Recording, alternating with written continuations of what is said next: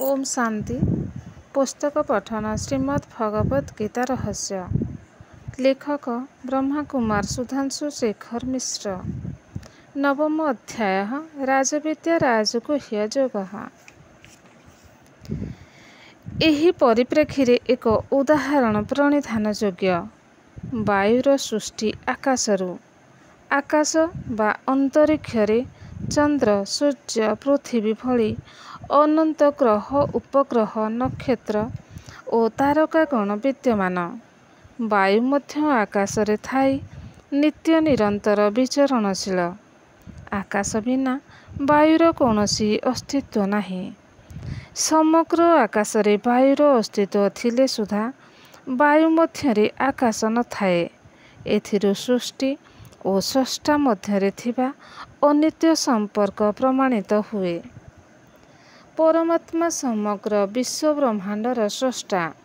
सृष्टि स्थापना समयरू प्रकृति मध्यरे से एपरि शक्ति भरी देइछन्ति जे सबु काम आपण छाएं होई जाए। सेथिपाई तांकु स्थावर जंगमादि प्रत्येक वस्तु बा प्राणी मध्यरे उपस्थित होई प्रकृतिर प्रत्येक कामको स्वयं करिबार आवश्यकता पड़े नाही।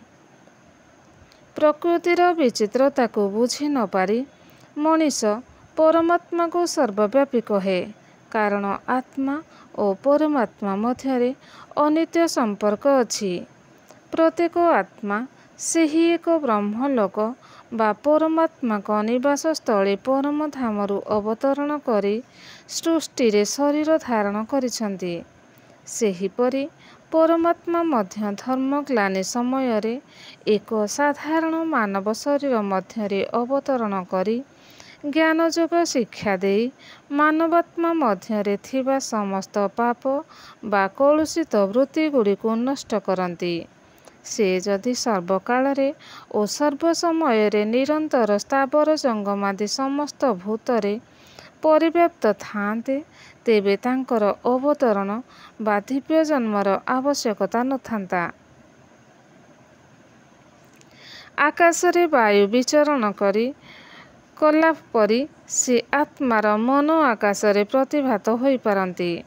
व्यक्ति जेतेबेले एकाग्रतार अभ्यास द्वारा निजर स्थूल शरीर ठारू संबंध विच्छेद करिदिए सेतेबेले से निजकु एक सूक्ष्म शरीरधारी आत्मा बोली अनुभव करे। ए परिस्थिति रे से जेतेबेले अनन्य भावरे परमात्मा को स्मरण करे ओ अत्यंत प्रेमरे तांको स्मृतिरे तल्लीन होई जाए सेतेबेले निजकु परमात्मा को ठारू अभिन्न मने करे। दुईटी पृथक सत्तार मिलन को ही जोग कुहा जाए।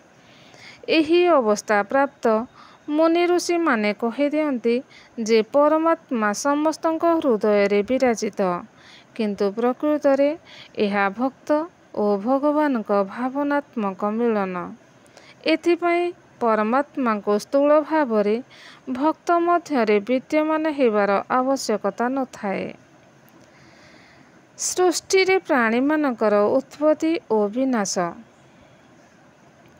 सर्वभूतानि कौन्तेय प्रकृति जन्ति मामिकम् कल्पक्षये पुनस्तानि कल्पादौ विसृजाम्यहम् प्रकृतिं समवष्टभ्य विसृजामि पुनः पुनः भूतग्राममिमं कृष्णं मवसं प्रकृतिवर्षात् न च मां तानि कर्माणि निबध्नन्ति धनञ्जय उदासीन वदासीनं मसक्तं तेषु कर्मसु मयाध्यक्षेण प्रकृतिः सूयते सचराचरं हेतुनानेव कौन्तेय जगत् विपरिवर्तते।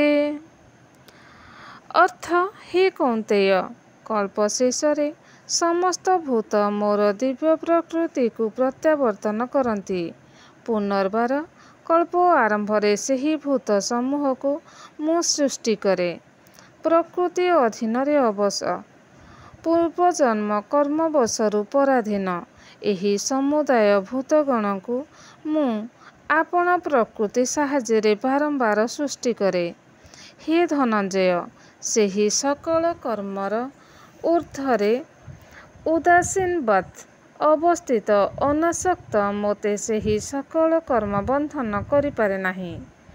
ଅଧ୍ୟକ୍ଷ ସ୍ୱରୂପ ମୋ ଦ୍ୱାରା ପ୍ରକୃତି ସ୍ଥାବର ଜଙ୍ଗମାତ୍ମକ ଜଗତ ପ୍ରସବ କରେ।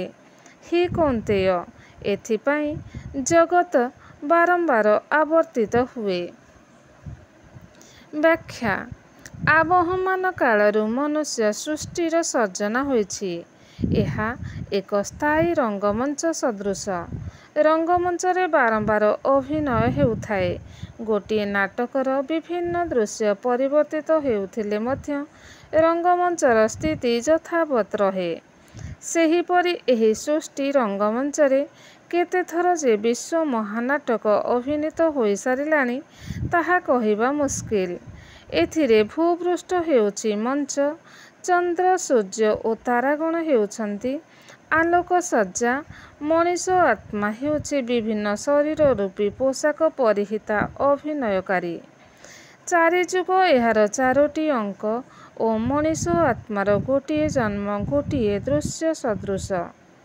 ଏହି ବିଶ୍ୱ ମହାନାଟକ ଏକ ନିର୍ଦ୍ଦିଷ୍ଟ ସମୟ ଅବଧି ମଧ୍ୟରେ ପୁନଃ ପୁନଃ ଆବର୍ତ୍ତିତ ହୋଇ ଚାଲିଛି।